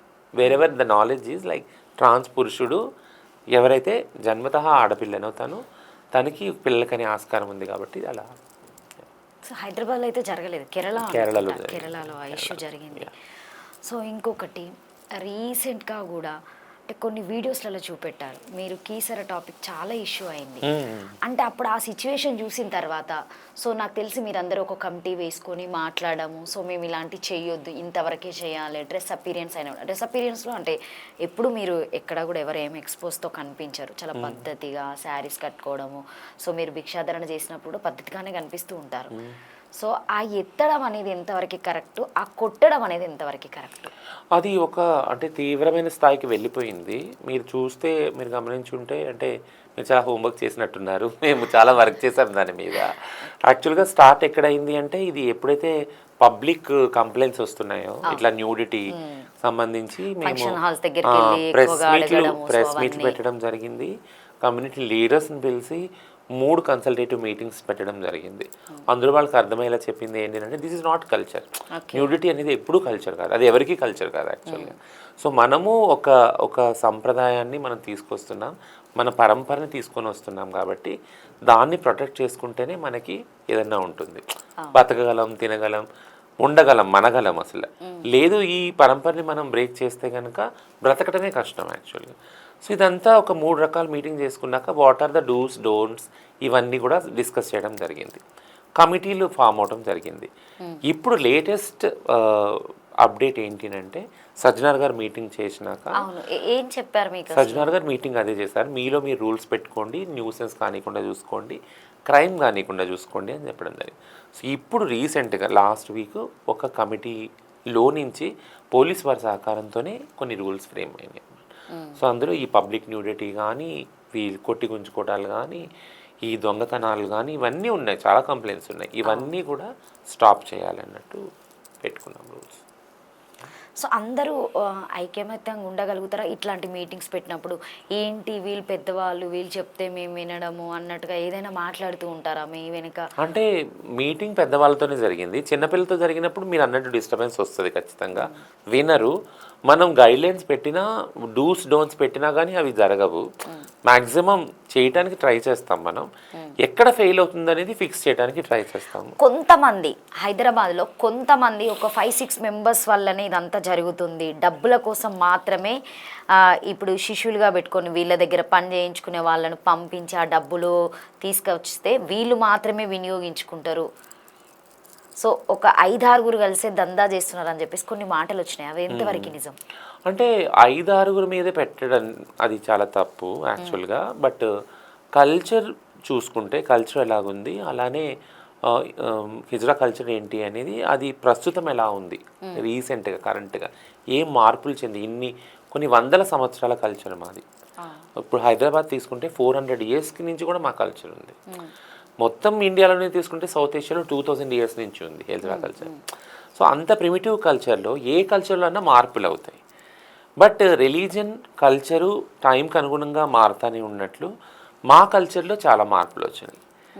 మనం ఆ పాతకాలం చూసుకుంటే ఒక గురువు ఉండేది, గురువు కింద శిష్యులు ఉండేవాళ్ళు, వీళ్ళందరూ 4 దిక్కులు పోయి అడుక్కొని తెచ్చుకొని సమానంగా పంచుకొని తినేవాళ్ళు, బ్రతికేవాళ్ళు. అదొక్కటే బ్రతుకు తెరువు వాళ్ళకి. బట్ ఇప్పుడు దట్ హ్యాస్ టేకెన్ అంటే అది ట్రాన్సెండ్ అయ్యి ఒక బిజినెస్ మోడల్గా తయారైంది. అంటే నేను ఇప్పుడు ఏరియాలో ఉంటే నేను ఒక 10 మందిని కాదు ఒక 20 మందిని పెట్టుకుంటే ఎంతమంది నా దగ్గరకు వచ్చి ఎన్ని డబ్బులు ఇస్తే అంత సంపాదన నాకు. So it become a business model యాక్చువల్గా కదా. సో ఈ మోడల్ని మేము వ్యతిరేకిస్తున్నాం, సిద్ధాంతపరంగా కల్చరల్ పరంగా కూడా దీన్ని వ్యతిరేకిస్తున్నాం. ఎవరైతే నీడ్ ఉన్నారో, ఎవరైతే ఇంట్లోంచి వెళ్ళగొట్టేశారో ట్రాన్స్జెండర్ మహిళలు, చిన్నప్పుడు వాళ్ళ తల్లిదండ్రులు వెళ్ళగొట్టి మీకు లేదు పొండి అని వాళ్ళు ఎక్కడ బతకలేక తిరుగుతూ ఉంటే వాళ్ళని చేరదీసి మనందరం కలిసిపోయి ఒక చోట బతికేది, దొరికింది తలా ఇంత పంచుకొని తినేది, అది కల్చరు. అంతేగాని నేను గురువుని అవుతాను, నా దగ్గర ఒక 10-20 మంది ఉంటారు, డైలీ ఇంత ఇస్తారనేది కల్చరే కాదు. సో అట్లా మీరు అన్నారు 5-6 కాదు, చాలామంది ఉండే ఉంటారు. బట్ దీని గురించి ఎక్కువగా మాట్లాడాలి మనం, ఈ బిజినెస్ మోడల్ని క్రిటిసైజ్ చేయాలి. అంటే వీళ్ళ వల్లనే ఎక్కువ ఇబ్బంది పెడుతున్నారు. మాకు ఖచ్చితంగా ఒక అంటే ఉండడానికి వాళ్ళకి ఒక ఇల్లు లేక, సో రోడ్డు మీద ఎలాగో మనం ఉండలేము. అట్లాంటి సందర్భంలో మేము వాళ్ళకి కరెక్ట్గా అలాంటి పనులే చేయాలి, ఆ చేయడం వల్ల వాళ్ళు బాగానే కనిపిస్తారు, కానీ మేమే బయటపడుతున్నాం అని చెప్పేసి కూడా కొంతమంది మాట్లాడడం జరిగింది. వాళ్ళు క్రిటిసైజ్ చేస్తారు అట్లా. బట్ వీటన్నిటికీ మీరు డిస్కషన్ చేస్తుంటే మీకు అర్థమవుతుంది, ఒకవేళ గవర్నమెంట్ ఫిక్స్ చేయగలిగితే దీన్నంతా ట్రాన్స్జెండర్ చట్టం మనం పోట్లాడుకొని తెచ్చుకున్నాం. 2019 చట్టం ఉంది. 2014లోనే సుప్రీంకోర్ట్ ఆఫ్ ఇండియా చెప్పింది వీళ్ళకి రాజ్యాంగ హక్కుల ఉల్లంఘన అవుతుంది, పేదరికంలో ఉన్నారు, వీళ్ళకి 12 సూత్రాలు ఇచ్చింది, ఇవన్నీ పాటించండి, వెల్ఫేర్ ఇవ్వండి, బీసీ కమ్యూనిటీలో చేర్చండి, ఇవన్నీ చెప్పింది. ఇవేవి ఇంప్లిమెంట్ కాలేదు 10 సంవత్సరాలు అయినా కానీ. థింగ్ ఏంటంటే ఇవన్నీ గవర్నమెంట్ చిత్రశుద్ధితోటి ఒకవేళ ఇంప్లిమెంట్ చేస్తే ఈ ప్రాబ్లం ఈజీగా ఫిక్స్ చేయొచ్చు. సో ఇప్పటివరకు మీరు గత ప్రభుత్వమైనా కావచ్చు, ఈ ప్రభుత్వమైన ఎలాంటి లబ్ధిలు పొందలేదా మీరు? లేదు, పొందాం. అట్లా నేను ఎప్పుడు చెప్పను. గత ప్రభుత్వంలో వెల్ఫేర్ బోర్డు ఇచ్చినారు, అట్లాగే ట్రైనింగ్ వేరే వేరు స్కిల్స్ నేర్పించారు, జూట్ బ్యాగ్ ఇవన్నీ సపరేట్ ఒక jute bag training centre open చేశారు. అట్లా ఈ గవర్నమెంట్లో ఇంకా ఎక్కువ జరిగినాయి. మహాలక్ష్మి పథకం స్టార్టింగే మహాలక్ష్మి పథకం, ఫ్రీ బస్, అట్లనే 33 డిస్ట్రిక్ట్స్లో క్లినిక్స్ ఉన్నాయి, ట్రాన్స్జెండర్ క్లినిక్స్ ఉన్నాయి గవర్నమెంట్ హాస్పిటల్స్లో. ఒక క్లినిక్స్ మొదలుకొని మహాలక్ష్మి పథకం మొదలుకొని 50 మంది ట్రాఫిక్ అసిస్టెంట్స్కి జాబ్స్ ఇచ్చారు, మెట్రోలో ఇచ్చారు. అట్లనే ఒక లీగల్ సెల్ ప్రొటెక్షన్ ఉంది. ఒక సెల్ అంటే ఏమైనా కేసులు అయితే వాటిని ఫ్రీగా కొట్లాడటానికి ఒక లీగల్ క్లినిక్ ఇచ్చారు. ఇవన్నీ జరుగుతూ ఉన్నాయి, జరగలేదని అంటలేదు. ఇర్రెస్పెక్ట్ ఆఫ్ పొలిటికల్ పార్టీ ఒక రైట్ ప్లేస్ నుంచి, అంటే రైట్ ఎక్కడ మన రైట్ హార్ట్ లెఫ్ట్లో ఉంటుంది, బట్ రైట్ ప్లేస్ అంటే లెఫ్ట్ యాక్చువల్గా, ఓకేనా. ఒక రైట్ ప్లేస్లో నుంచి పవర్లో వచ్చిన గవర్నమెంట్స్ అన్నీ ట్రాన్స్జెండర్ వాళ్ళ గురించి పనిచేయటము, వెల్ఫేర్ స్కీమ్స్ తేవడం జరిగింది. అది మాత్రం నాకు ఒక డౌట్ ఉంది రచన గారు, అంటే ఎప్పటి నుండి అంటే నేను ఇంతవరకు చేసిన వాళ్ళ దాంట్లో నేను ఎప్పుడు అడగలే. నార్మల్గా ఇప్పుడు మనకి హార్మోన్స్ ప్రాబ్లం వల్లనే ఇది క్రియేట్ అవుతుంది అని ఆల్రెడీ మీకు తెలుసు, అయినా కూడా మీరు బాయ్గా ఉండడానికి ఎందుకు ట్రై చేయకుండా సర్జరీల వరకు ఎందుకు వెళ్తున్నారు? Very good question. అంటే నా ప్రొఫెషన్కి సంబంధించిన క్వశ్చన్ ఇది. నేను ట్రాన్స్ హెల్త్ ఎక్స్పర్ట్గా జాబ్ చేస్తాను యాక్చువల్గా.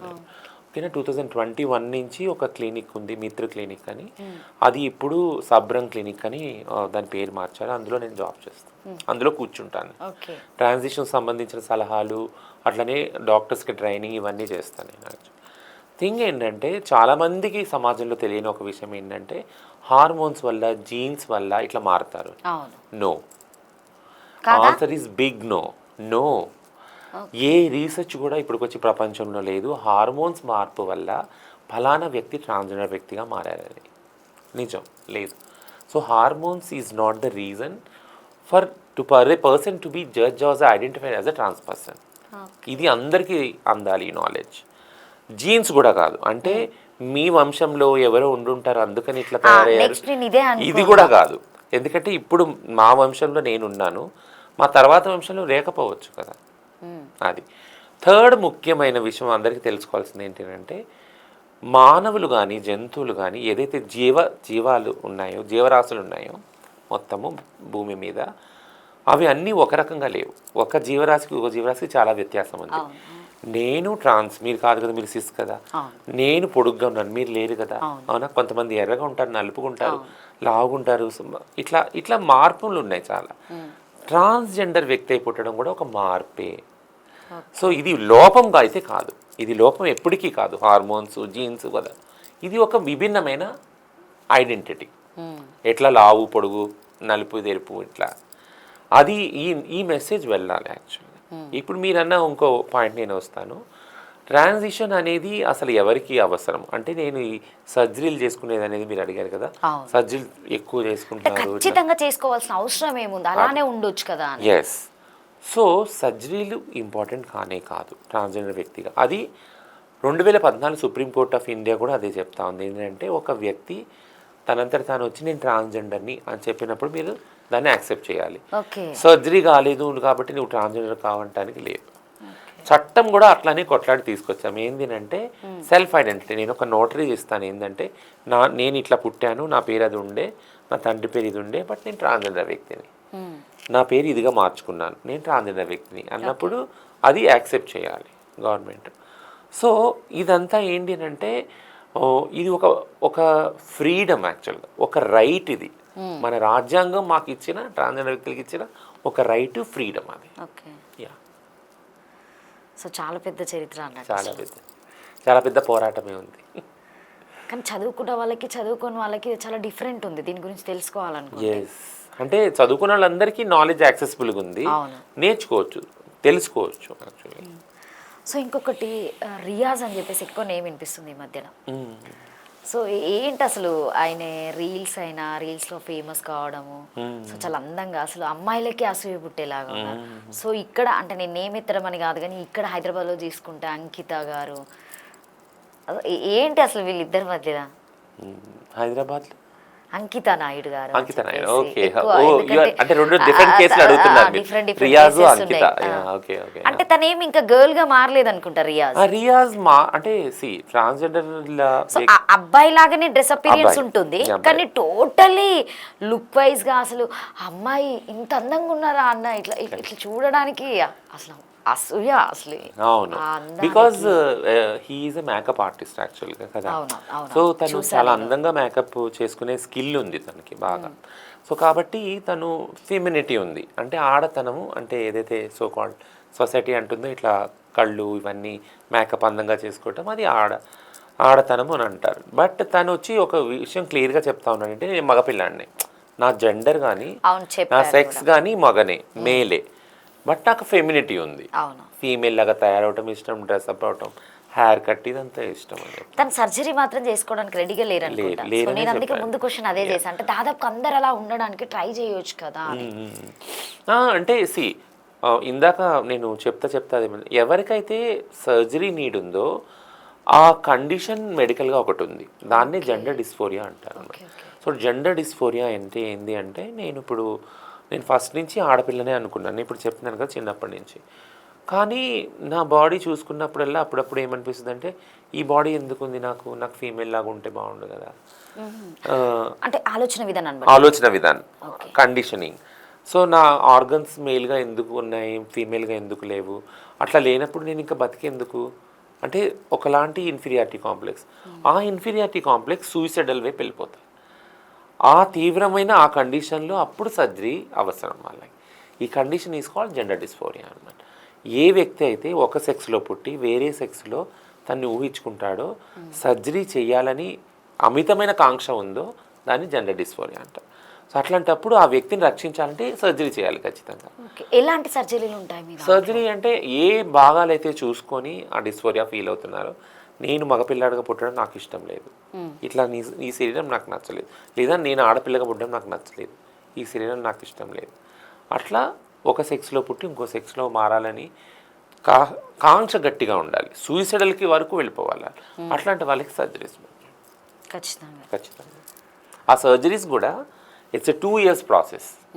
ఇద్దరు సైకాట్రిస్ట్ ఫస్ట్ దాన్ని జస్టిఫై చేయాలి, జెండర్ ఇన్కాంగ్రెస్ సర్టిఫికేట్ అని. వాళ్ళు ఓకే అన్నాక పలానా వ్యక్తి ఈ జెండర్ డిస్ఫోరియా ఫీల్ అవుతున్నారు, వాళ్ళకి సర్జరీ ముఖ్యమని సర్టిఫై చేయాలి. వాళ్ళు 2 సంవత్సరాల వరకు 9 కౌన్సిలింగ్ సెషన్స్ తీసుకోవాలి. వాళ్ళు థర్డ్ పాయింట్ ఏంటి, వాళ్ళు ఆపోజిట్ జెండర్లో బ్రతకాలి. నేను మగపిల్లాడిని అయితే నేను ఆడపిల్ల దుస్తులు ధరించి బతకాలి 2 years వరకు. సో ఈ ఫస్ట్ కౌన్సిలింగ్ సెషన్కి, ఈ లాస్ట్ కౌన్సిలింగ్ సెషన్కి సైకాట్రిస్ట్ ఒకటే అడుగుతున్నారు, స్టిల్ ఇప్పుడు కూడా నువ్వు అవ్వాలనుకుంటున్నావు? ఎందుకంటే అప్పుడే సమాజంలో చాలా ఫేస్ చేస్తుంటారు కదా, ఇంట్లో తీసుకోరు, స్కూల్లో తీసుకోరు, పనిచేసే చోట తీసుకోరు, ఇప్పటికి ఇంకా అవ్వాలనుకుంటున్నావు అంటే yes still I want to. So అప్పుడు దాని ప్రకారంగా వీళ్ళకి సర్జరీ స్టార్ట్ చేయడం జరుగుతుంది. అంటే జనరల్గా కొంతమంది వెళ్ళి డైరెక్ట్ ముంబైలో చేయించుకుంటున్నాం అని చెప్పి. సో ఇవన్నీ అన్అఫీషియల్, ఇవన్నీ అన్అఫీషియల్, చాలా ప్రమాదమైన సర్జరీస్ యాక్చువల్గా. సో ఏవైతే డాక్టర్ పర్యవేక్షణలో జరగవో, just removal of organs is not a good surgery. So దానివల్ల కాంప్లికేషన్స్ వస్తాయి. దాని ముందు డాక్టర్ కౌన్సిలింగ్ ఉండదు, సర్జరీ అయ్యాక కౌన్సిలింగ్ ఉండదు, వాళ్ళ మానసిక స్థితి కూడా బాగోదు. So it's very risky procedure. నేను అడిగానని ఏమనుకోదు రచన గారు, మీరు అంటే ఏ ఇయర్లో చేయించుకున్నారు సర్జరీ? చాలా ముందే చేయించుకున్నాను అప్పుడు. సో నేను నాకు సర్జరీకి కావాల్సిన డబ్బులన్నీ కష్టపడి పోగు చేసుకుని రూపాయి. అంటే మీరు కూడా ఇట్లా కౌన్సిలింగ్ తీసుకున్నారా, లేకపోతే నార్మల్గా వెళ్ళి చెప్పేశారా? ఇది కౌన్సిలింగ్ తీసుకున్నా, ఇద్దరు సైకాట్రిస్ట్ సర్టిఫికేట్ తీసుకున్నా, కౌన్సిలింగ్ అటెండ్ అయినా. అంటే ఎడ్యుకేషన్ చదివేటప్పుడే ఇవన్నీ యాక్చువల్గా చేశాను మొత్తం. ఎందుకంటే this is not a one surgery కదా.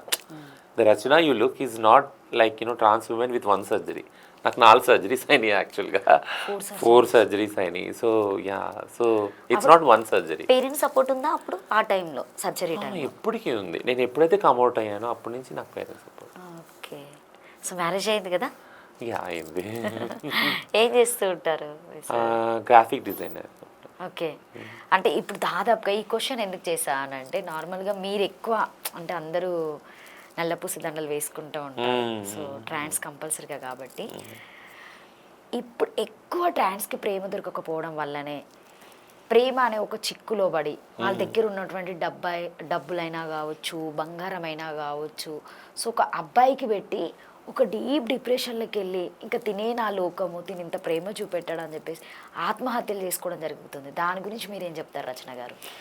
నేను ఒకటే చెప్తాను, ఏంటి అంటే ప్రేమ కావాలా, ప్రేమ కోరుకుంటున్నారా, ఈ రెండిట్లో చాలా తేడా. నిజమైన ప్రేమ ఉందంటారా ట్రాన్స్కి వచ్చేటువంటి ప్రేమ? నేను అనేది ట్రాన్స్ కానీ ఆడ కానీ మగ కానీ, మీరు ప్రేమ కోరుకుంటున్నారా, ప్రేమ కావాలనుకుంటున్నారా అంటే రెండిట్లో చాలా తేడా ఉంది. సౌండ్ అంటే ఒకేలాగా అవుతుంది కదా. ప్రేమ కోరుకుంటున్నారా, ప్రేమ కావాలనుకుంటున్నారా అంటే రెండిట్లో తేడా ఏంటి మీరు చెప్పగలరా? అంటే ప్రేమ కావాలనుకుంటుంటే నేను ప్రేమించబడాలని అనుకుంటున్నాను నేను, అవునా? లేదు ప్రేమిస్తున్నారు అంటే నేను ప్రేమిస్తున్నాను వేరే వాళ్ళని.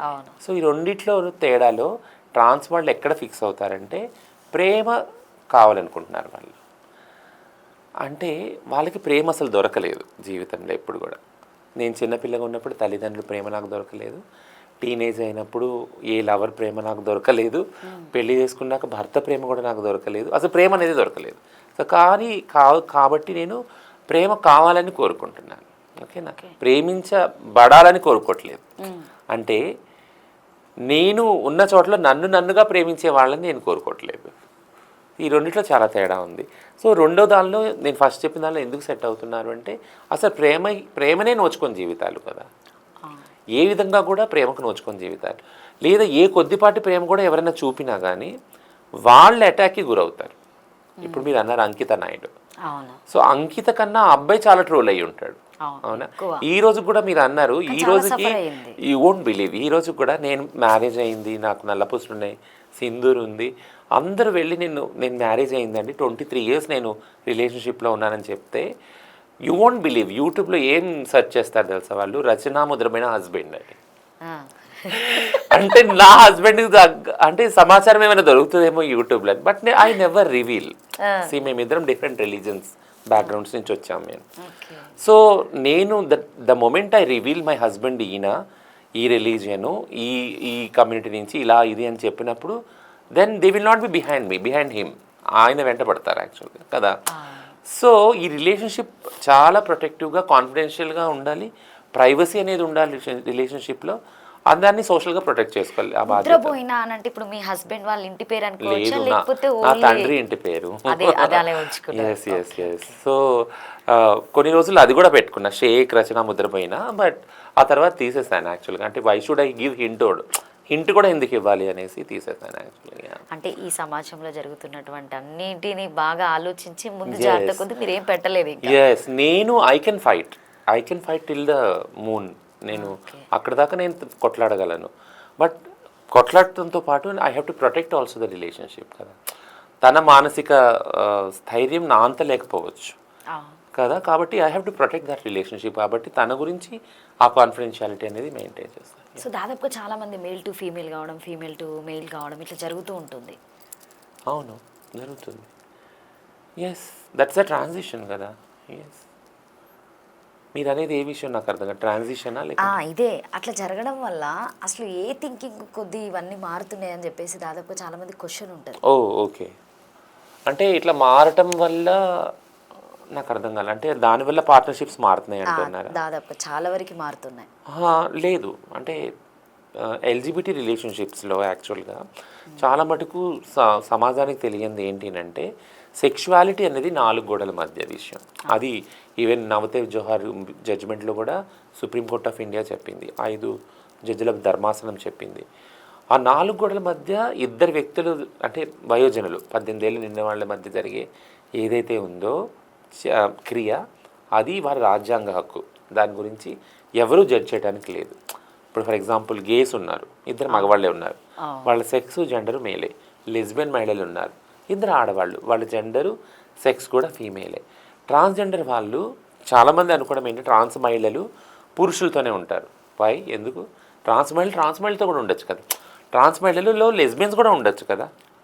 సో థింగ్ ఏంటంటే సెక్షువాలిటీ అనేది చాలా అంటే ఒక ఇంద్రధనుస్సు ఎట్లా ఉందో అందులో మనకు కనపడేవి 7 రంగులే, బట్ దానిలో ఎన్నో పర్ముటేషన్ కాంబినేషన్స్ ఉన్నాయి. సో అందులో రంగులు లాంటివే సెక్షువాలిటీస్ అనేవి అనమాట. అది చాలామంది సమాజంలో తెలియదు, ఒప్పుకోరు, తెలిసిన. సో ఇంకొకటి రచన గారు, ఇప్పుడు వస్తున్న వాళ్ళు జనరల్గా ఎక్కువ ఇన్స్టాలో రీల్స్ పెట్టుకోవడము. సో అంతకుముందు మీలాంటి వాళ్ళంటే ఎవరు పెట్టుకోలేదు, ఇట్లా పెద్దగా ఉన్న వాళ్ళందరూ ఒక పేరు కమ్యూనిటీ పరంగా అయినా కావచ్చు, జనాల్లోకి వెళ్ళిన వాళ్ళైనా గుర్తించే పరంగా ఉన్నటువంటి వ్యక్తులు ఎవరు ఇప్పటివరకు ఇన్స్టాలో పెట్టడం, రీల్స్ చేయడం ఇట్లాంటివి ఏమీ చేయరు, ఒక పద్ధతిగా మూవ్ ఆన్ అవుతూ ఉంటారు. కొంతమంది సాఫ్ట్వేర్ జాబ్ చేసేవాళ్ళు, సో హైటెక్ సిటీ అయినా కావచ్చు, మణికొండ అయినా కావచ్చు, అక్కడ ఉన్నటువంటి అబ్బాయిలను సో ట్రాన్స్గా మారుస్తాం అని చెప్పేసి కొంతమంది మాట్లాడడం జరిగింది. అది నిజమేనా? అంటే మా ట్రాన్స్ వాళ్ళే ఎక్కువ ఉండాలి, సో అక్కడ వర్క్ చేసే వాళ్ళు కూడా కొంతమంది ఆ ఫీలింగ్తో ఉన్న వాళ్ళు కూడా అంటే శారీస్ డ్రెస్ వేసుకొని లేకుండా జస్ట్ అబ్బాయి లాగానే వెళ్ళడం, వర్క్ చేసుకోవడం, రావడం ఇట్లా జరుగుతుంది. అది మీ వరకు ఎవరైనా చెప్పడం జరిగిందా, మారుస్తాం? యాక్చువల్గా దీనికి ఆన్సర్ అంటే చాలా స్ట్రక్చరల్గా చెప్తాను నేను, పొలిటికల్గా. ఏంటి అంటే కమ్యూనిటీకి సంబంధించిన నాలెడ్జ్ ఏదైతే ఉందో, ఇన్ఫర్మేషన్ ఏదైతే ఉందో అది అంటే ప్రాపర్గా సమాజంలోకి రావట్లేదు. చాలామంది ఇవాళ రేపు సోషల్ మీడియాని లైవ్లీహుడ్ కోసం వాడుతున్నారు. అది ఇన్స్టా కానీ, యూట్యూబ్ కానీ, ఏదైనా ఫేస్బుక్ కానీ. సో కాబట్టి అట్లాంటప్పుడు ఎక్కువ లైకులు, ఎక్కువ రీచ్ అవ్వటము, ఇదంతా ఒక టార్గెట్ అయిపోయింది. ఆ టార్గెట్లు ఉన్నప్పుడు నేను ఏదైతే సెన్సేషన్గా మాట్లాడతానో, ఇప్పుడు మీరు అన్నారు కదా సర్జరీలు చేసేస్తాము, మేము అందరినీ ట్రాన్స్గా మార్చేస్తాము, దట్స్ అ క్రైమ్ యాక్చువల్గా. అంత బాహటంగా, అంత వైలెన్స్ క్రైమ్ మాట్లాడుతున్నారంటే వాళ్ళు ఒక సెన్సేషన్ క్రియేట్ చేస్తున్నారు అక్కడ. దానివల్ల ఎక్కువ వ్యూస్ వస్తాయి, థంబ్నెయిల్స్ అలానే వెళ్తాయి, ఇవన్నీ అన్నట్టు. So that's not proper information. అది ఏంటంటే రాంగ్ ఇన్ఫర్మేషన్, అదొక మిత్స్ అండ్ మిస్కాన్సెప్షన్ అనమాట. అంటే సమాజంలో ఒక మిస్ఇన్ఫర్మేషన్ మీరు పాస్ ఆన్ చేస్తున్నారు అట్లా అని. ఏ కమ్యూనిటీ కూడా, మీరు ఇప్పుడు అన్నారు కదా ఇన్ని బాధలు మనం డిస్కస్ చేసాం ఇంతసేపు, ఇన్ని ప్రాబ్లమ్స్ పడతా ఎవరైనా కూడా ఒక కమ్యూనిటీలో ఉండాలని అనుకుంటారా? ఎవరు అనుకోరు. ఎందుకు అంత కష్టాలు? తల్లిదండ్రులకు దూరమయ్యి, కోరుకున్న వాళ్ళకి దూరమయ్యి, అక్క చెల్లికి దూరమయ్యి ఎవరు ఉండాలనుకుంటారు? సో అట్లాంటి లైఫ్ ఎవరు కోరుకోరు కదా. సో అట్లా అవ్వాలని ఎవరు కోరుకుంటారు? ఫస్ట్ మా లాంటి లైఫ్ వేరే వాళ్ళకి రావద్దనే మ్యాక్సిమం చెప్తారు మా కమ్యూనిటీ వాళ్ళు. అట్లాంటప్పుడు ఈ సమాజాన్ని అంతా అట్లాంటి బాధలోకి ఎందుకు తోస్తాం actually? So that's only a political comment and very wrong comment. Yeah, okay, నిజం కాదన్నట్టు అది. అస్సలు మా వరకు వచ్చిన ఇన్ఫర్మేషన్ నిజం కాదు. That's not wrong. సో జనరల్గా ఇప్పుడు కొంతమంది ఏంటంటే ఈ ఇష్టాలకు సంబంధించినటువంటి ఆగడాలు ఎక్కువగా అయిపోతున్నాయి. అంటే ఓన్లీ ప్రేమ లేకపోవడం వల్లనే ఇలాంటి ఆగడాలు చేయడము, సో ఈ గొడవలు చేయడము. సో మీలో కూడా కొంతమందికి ఈర్ష్య ఎక్కువ ఉండడం, ఈమె అందంగా ఉంది అని చెప్పేసి కొంతమంది ఈర్ష్యపడుతూ ఉంటారంట. సో దాదాపుగా కొన్ని ఇష్యూస్ చూస్తే కూడా మీలో కూడా అంటే కొట్టుకొని చంపుకునే అంత స్టేజ్ వరకు వెళ్ళారు. సో క్రైమ్ ఎక్కువ పెరగలేదని నేను అనను. ఎందుకంటే ఇందాక మనం అనుకున్నాం కదా, ఎప్పుడైతే కల్చర్ అంటే ఆ జాగా నుంచి ఎప్పుడైతే అది బిజినెస్ మోడల్లోకి మారిందో ఖచ్చితంగా ఇక్కడ లైఫ్లు రిస్క్లో ఉన్నాయి. ఎందుకంటే గవర్నమెంట్ కూడా త్వరగా యాక్ట్ చేయట్లేదు. ఒక వెల్ఫేర్ బోర్డు పట్టడం, వీళ్ళకి సంబంధించిన ఇష్యూస్ని ఫిక్స్ చేయడము. ఎవరైనా ట్రాన్స్ అయితే, ఇప్పుడు నేను ట్రాన్స్ అని మా ఇంట్లో ఒక పిల్లాడు ఉన్నాడు, ట్రాన్స్ అని చెప్పాడు. ఆ పిల్లాన్ని ఎక్కడ తీసుకొని పోవాలి? ఫస్ట్ ఎట్లాంటి కౌన్సిలింగ్ ఇప్పించాలి? ఒకవేళ తను ట్రాన్స్ అయితే ఎట్లా పెంచాలి? ఇది కదా మనం డిస్కస్ చేయవలసింది యాక్చువల్లీ. అది అక్కడ ఫిక్స్ అయినప్పుడు ఖచ్చితంగా మా పాపులేషన్ పెరుగుతుంది. పెరిగినప్పుడు ఖచ్చితంగా మాకున్నది ఓన్లీ బెగ్గింగ్ సెక్స్ వర్కే, which is again criminalise activities కదా. బెగ్గింగ్ రాంగ్, లీగల్గా, సెక్స్ వర్క్ కూడా రాంగ్. ఒక రకంగా చూస్తే దాని environment it self is wrong. అట్లాంటి వాతావరణం ఉన్న వ్యక్తులు ఖచ్చితంగా క్రిమినల్స్ లాగానే చూస్తారు సొసైటీ, సమాజం అనేది. సో కాబట్టి ఒక చిన్న క్రైమ్ జరిగినా మొత్తం కమ్యూనిటీని అంటారు. మొన్న మీరు అన్నారు కదా, అది మన విజయవాడలో జరిగింది, అలానే మణికొండలో జరిగింది, నెల్లూరులో జరిగింది. ఒక్క చిన్న ఎగ్జాంపుల్స్ ఇట్లా బ్లింక్ అయినా కానీ ఓగో వీళ్ళందరూ క్రిమినల్సే, వీళ్ళందరూ ఇట్లానే చేస్తారు. ఆ మణికొండ ఇన్సిడెంట్స్, అది కీసరగుట్ట ఇన్సిడెంట్ జరిగినాక నేను ఫస్ట్ ఇంటర్వ్యూ వెళ్తే నన్ను ఎంత ట్రోల్ చేశారు యాక్చువల్గా. ఫస్ట్ టైం నా లైఫ్లో ట్రోలింగ్. మీరు ఎప్పుడైనా చూడండి నా ఇంటర్వ్యూ కింద ఎక్కడ నెగిటివ్ కామెంట్స్ ఉండవు. ఫస్ట్ టైం వీళ్ళని దండాలు పట్టుకొని వీళ్ళ చేయబట్టి ఇట్లా వీళ్ళందరూ పెరిగింది పాపులేషన్. థింగ్ ఏంటంటే మాట్లాడటం తప్పు కాదు, సరైన ఇన్ఫర్మేషన్ ఇవ్వడం తప్పు కాదు, బట్ ఈక్వల్గా గవర్నమెంట్స్ యాక్ట్ చేయకపోవడం, సరైన విధానంలో సిస్టమ్స్ని తీసుకురాకపోవడం చాలా పెద్ద క్రైమ్. అది అంటే కొట్టడం అయితే తప్పే కదా ఖచ్చితంగా, చాలా తప్పు, అది క్రైమ్, తప్పు కూడా కదా క్రైమ్. మీరు అందరూ ఒప్పుకున్నారు. ఖచ్చితంగా అట్లాంటివి జరగకూడదని అంటున్నాం. మమ్మల్ని కొట్టేది చాలా ఉన్నాయి ఇన్సిడెంట్స్, అట్లాంటి వాటిలో మాకు న్యాయం జరగాలి. మాలో మేము కొట్టుకున్నా కూడా క్రైమే, మేము వేరే వాళ్ళని కొట్టినా క్రైమే కాదు, కొట్టడమే కాదు, బట్టలు ఇప్పినా కూడా క్రైమే. యాక్చువల్గా అక్కడ ఆడవాళ్ళు ఉంటారు, చిన్నపిల్లలు ఉంటారు, వాళ్ళందరూ ఎంత భయపడతారు యాక్చువల్గా అది చూసి కదా. సో చట్టరీతి అది కూడా క్రైమే పాక్సో ప్రకారం. సో కాబట్టి క్రైమ్ అనే దానిలోకి ఎందుకు వెళ్ళిపోతుంది మా సముదాయం అని అంటే ఖచ్చితంగా గవర్నమెంట్ దాన్ని ఫిక్స్ చేయడానికి ముందుకు రావట్లేదు. ఓకే. సో దాదాపు చాలామంది పెద్ద పెద్ద వాళ్ళు కూడా ఉన్నారు, మంచి చదువుకున్న వాళ్ళు, హై పొజిషన్లో ఉన్న వాళ్ళు, సో గవర్నమెంట్ ఎంప్లాయీస్ కూడా ఉన్నారు మీ దాంట్లో. బయటికి రారు. సో నేను ఇది అని చెప్పేసి ఎవరు చెప్పుకోరు. ఎస్, ద మూమెంట్ నువ్వు చెప్పుకున్నప్పుడు మీ పొజిషన్ అది తగ్గిపోతుంది. ట్రాన్స్ అని చెప్పేటప్పుడు ఓ ట్రాన్సా అట్లనా, అవునా, నాకు అనుమానం ఉండే ఇంతకుముందు ఇట్లా. సో వెంటనే స్టార్ట్ అయిపోతుంది అనమాట. సో ఆ భయానికే చాలామంది బయటికి రారు. అంటే తర్వాత తెలిస్తే వేరే లాగా చూడడం జరుగుతుంది, ఉన్న అవకాశాలన్నీ బంద్ అయిపోతాయి. ఒక థింకింగ్ లో అక్కడ ఉండిపోతారు అంతే. సో ఎప్పుడైనా మీరు నార్మల్గా జనరల్గా ఇది బాధపడ్డా, అసలు నా లైఫ్ ఏంటి ఇలా ఉంది అని చెప్పేసి ఎప్పుడైనా క్వశ్చన్ చేసుకున్న రోజు ఉందా? నా లైఫ్ గురించి ఎప్పుడు బాధపడలేదు లావణ్య, ఎందుకంటే I have a very full, successful and very happy life. ఆ తల్లిదండ్రులకి నేను కమౌట్ కాకపోయినా కానీ తల్లిదండ్రుల నుంచి పొందవలసిన ప్రేమని పూర్తిగా పొందానని చెప్తాను, గర్వంగా చెప్తాను యాక్చువల్గా. సో అక్కడ ఆ లవ్ పొందాను కాబట్టి ఈరోజు నా కమ్యూనిటీ కోసం ఎన్ని ఛాలెంజెస్ అయినా ఎదుర్కొని నేను కొట్లాడి నిలబడగలిగాను, యాక్చువల్గా ఫైట్ చేయగలుగుతున్నాను. So I give due respect to my parents, my siblings, నా అక్క చెల్లెళ్ళు. సో ఐ ఆల్వేస్ వాళ్ళకి ఎప్పుడు నేను రుణపడి ఉంటాను. ఆ తర్వాత నా లైఫ్ పార్ట్నర్ విషయం వస్తే మా ఇద్దరి మధ్య ఉన్న ఏదైతే కెమిస్ట్రీ ఉందో అండ్ పీపుల్ విల్, మా ఇద్దరు చూసిన వాళ్ళు నేను చెప్తున్నా, యాక్చువల్లీ విల్ ఫీల్ దట్ ఈ కెమిస్ట్రీ అసలు వీ హ్యావెంట్ సీన్ అనమాట. సో తను నన్ను అండర్స్టాండ్ చేసుకోవటం, నేను తను సపోర్ట్ చేయటం, ఇదంతా కూడా ఇది ఈ లైఫ్లో నా వెనక తిరిగి చూసినప్పుడు I have very beautiful memories with him like కదా. సో ఒక ఫుల్ ఫ్లెజ్ నేను ఇప్పుడు జాబ్ చేస్తున్నాను. సో ఆ విషయంలో నేను ప్రివిలేజ్, నేను చదువుకున్న విషయంలో ఎప్పుడు నా విషయం గురించి చెప్పినప్పుడు, నా జీవితం గురించి చెప్పినప్పుడు I have no regret on my life. ఎప్పుడు నేను ఇది కాలేదు. కానీ నేను రిగ్రెట్ అయిన చాలా ఇన్సిడెంట్స్, కొన్ని ఇన్సిడెంట్స్ ఏంటి అంటే 2016లో ప్రవల్లిక అనే ఒక ట్రాన్స్ మహిళ కూకట్పల్లి ఏరియాలో మర్డర్కి గురైంది, చాలా బ్రూటల్గా మర్డర్ అయింది. అక్కడ మొదలుకొని మొన్న రీసెంట్గా బోరబండలో జరిగింది, ఏదైతే పెట్రోల్ పోసుకొని చేసుకున్నారో, ఇట్లాంటివి జరిగినప్పుడు బాధ కాదు, షాక్లోకి వెళ్ళిపోయాను నేను. ఇంతమంది పనిచేస్తున్నాం, ఇన్ని విధాలుగా పనిచేస్తున్నాము, గవర్నమెంట్తో పనిచేస్తున్నాం, గవర్నమెంట్ ఆఫీసుల దగ్గరికి వెళ్తున్నాం, మినిస్టర్స్ దగ్గరికి వెళ్తున్నాం, బట్ ఇలా చనిపోవటం అనేది, అంటే మనుషుల్ని కోల్పోవటం అనేది చూసినప్పుడల్లా ఒకలాంటి షాక్లోకి వెళ్ళిపోతాను నేను యాక్చువల్గా. అదే ప్రవల్లిక విషయంలో అయింది, షీలా విషయంలో అయింది, ఇప్పుడు ఈ పిల్లల విషయంలో అయింది. ఎందుకు అంటే ఒక ట్రాన్స్ మహిళగా కానీ, ఒక ట్రాన్స్ వ్యక్తిగా కానీ ఎంతో పోరాడి జీవితంలో ఈ సమాజానికి ఎదిరించి నిలదొక్కుని బ్రతుకుని నిలుపుకున్న జీవితం అయినప్పుడు ఏ విషయంలో వీళ్ళని కోల్పోతున్నా, ఆ బలహీన క్షణం ఏంటి, ఆ బలహీనత ఏంటి? చాలామంది సూసైడ్లు కూడా చేసుకుంటున్నారు, లవ్ ఫెయిల్ అయ్యి, మ్యారేజ్ ఫెయిల్ అయ్యి. సో ఇట్లాంటి కొన్ని ఇన్సిడెంట్స్ జరిగినప్పుడు ఒకలాంటి షాక్లోకి వెళ్ళిపోతాను, ఏం మాట్లాడాలో అర్థం కాదు యాక్చువల్గా. సో హ్యూమన్ లాస్ అనేది ఎలా తగ్గాలని మనందరం ఆలోచించాలి. ముఖ్యంగా I will end here like ఏంది అంటే, ట్రాన్స్జెండర్ వ్యక్తులు ఎట్లాంటి సోషల్ సపోర్ట్ లేని ఒక కమ్యూనిటీ. మాకు సంబంధించిన చట్టాలు లేవు, మాకు అనుగుణమైన పాలసీస్ లేవు, మా వాళ్ళు అసెంబ్లీలో, పార్లమెంట్లో లేరు ఇవన్నీ చేయడానికి. సో అట్లా ఉన్నప్పుడు మా బాధ్యత, మా రక్షణ ఎవరిది?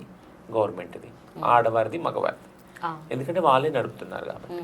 సో వాళ్ళు ఏం చేస్తున్నారు యాక్చువల్గా, ఏం ఆలోచిస్తున్నారు, మమ్మల్ని మేము కాపాడుకునే సపోర్ట్ మాకు ఏం అందిస్తున్నారు అనే ప్రశ్నలు నా జనరేషన్ వరకే పరిమితం అవుతాయి. ఇక ముందు కూడా ఇలాగా ఆలోచించాల్సి వస్తుందా, భయపడాల్సి వస్తుందా అనేది ఒక కలిసివేసే నిజం అనమాట. సో ఇంకొకటి రచన గారు, ఎప్స్టీన్ అని చెప్పేసి అమెరికాలో అది భయంకరమైన కలకలం రేపుతుంది. సో దీని గురించి మీరు ఏం చెప్తారు? అందులో నాకు ఒకటి అంటే ఒక ట్రాన్స్గా ఉన్నటువంటి వ్యక్తి 2007 అనుకుంటా. సో 2007 తను అంటే ఒక మంచి మోడల్గా రావాలనుకొని, సో ఆ ఇష్యూ నుండి ఇప్పుడు ఇది ఒక ఎవిడెన్స్గా తనది ఒకటి బయటికి రావడం జరిగింది వీడియో. దాని గురించి మీరు ఉన్నటువంటి ఒక ట్రాన్స్కి మీరేం చెప్తారు? ఎప్స్టీన్ ఫైల్స్ బయటకు వచ్చినప్పుడు మేమేమనుకున్నామంటే ఓ మై గాడ్, అంటే ఇది చరిత్రలోనే ఇంత పెద్ద, అంటే ఒక దేశం ఏ దేశం అయితే ట్రాఫికింగ్ మీద పనిచేస్తుందో ఆ దేశంలోనే ఇంత పెద్ద సెక్స్ స్కాండల్ యూఎస్లో జరిగింది అని తెలిసినప్పుడు అది అంటే ఆశ్చర్యం కూడా కాదు, ఒకలాంటి షాక్, బిగ్ షాక్. ఏదా కార్డియారో అని ఒక ట్రాన్స్ మహిళ 1999లో ఆమె ట్రాన్స్ లాగా కమౌట్ అయ్యింది యాక్చువల్గా. ఏవా 2007లో ఆమెకు 16 ఏళ్ళప్పటికీ అప్పుడు ఒక మోడల్ అవ్వాలని న్యూయార్క్ సిటీలో ఒక కెరియర్ స్టార్ట్ చేయాలనుకుంది. అప్పుడు ఒక మోడల్ ఏజెన్సీ సీఈఓని అప్రోచ్ అయింది ఆమె ద్వారా ఎప్స్టీన్కి ఆయనకి పరిచయం అయింది. ఆ తర్వాత చాలా సెక్షువల్ అబ్యూజు, వైలెన్స్ ఆమె అక్కడ గురయ్యింది. ఆ ప్రదేశంలో చాలా సెక్షువల్ ఎక్స్‌ప్లాయిటేషన్కి గురయ్యింది. దీన్ని ఆమె మీడియాకు తీసుకొచ్చింది. ఇట్లా జరుగుతుంది 2007 మాట. 2008లో ఆమె లా సూట్ ఉంది. ఏవా కార్డియారో చూడండి, న్యూయార్క్ సిటీది. ఆమె లా సూట్ ఉంది. ఆమె కేసు కూడా వేసింది వెళ్ళి. ఇది ఇట్లా జరుగుతుంది, ఈ సెక్షువల్ ఎక్స్‌ప్లాయిటేషను ఈ పేరు మీద చిన్న చిన్న పిల్లల్ని ఇట్లా చేస్తున్నారు అని. అది జరిగి కూడా ఇప్పుడు 2 దశాబ్దాలు యాక్చువల్గా ఆల్మోస్ట్ ఆల్ అని చెప్తుంటే ఎంత మోరల్ అసాసినేషన్ జరిగింది ఆ కేసులో చూడండి.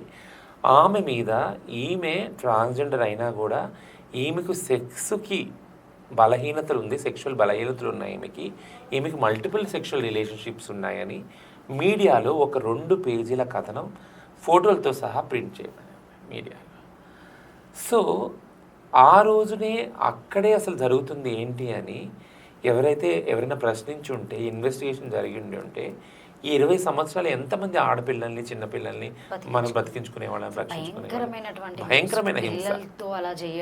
అది అసలు నోట్లో అంటానికి కూడా, నోటితో అంటానికి కూడా భయం వేస్తుంది. అసలు కడుపులో చేయి పెట్టినట్టు తిప్పినట్టు అనిపిస్తుంది, అంత భయం వేస్తుంది. సో ఏంటి అని అంటే ఇంతమంది, కొన్ని వేల లక్షల మందిలో ఒక ట్రాన్స్జెండర్ విక్టిమ్, ఆమె బ్రతకలేదు, తర్వాత చనిపోయింది తర్వాత. సో ఆమెకి న్యాయం దొరకలేదు, she didn't get justice. So ఇవన్నీ విన్నప్పుడు ఒకలాంటి మానసిక ఆందోళన ఏంటి అంటే సేఫ్టీ, సెక్యూరిటీ అనేది ట్రాన్స్జెండర్ సమాజానికి ఎప్పుడు కూడా ఒక ఎండమావిలా ఉంటుందా అని. థ్యాంక్ యూ రచన గారు. ఈరోజు అంటే నాకు తెలిసి కొంచెమే సబ్జెక్ట్ నేను విన్నా అనుకుంటున్నా. సో నెక్స్ట్ ఇంకొక మంచి సబ్జెక్ట్తో రావాలనుకుంటున్నా. So thank you so much. So thank you అండి. మీకు కనుక ఈ వీడియో నచ్చితే లైక్ చేయండి, షేర్ చేయండి, కామెంట్ చేయండి. Thank you.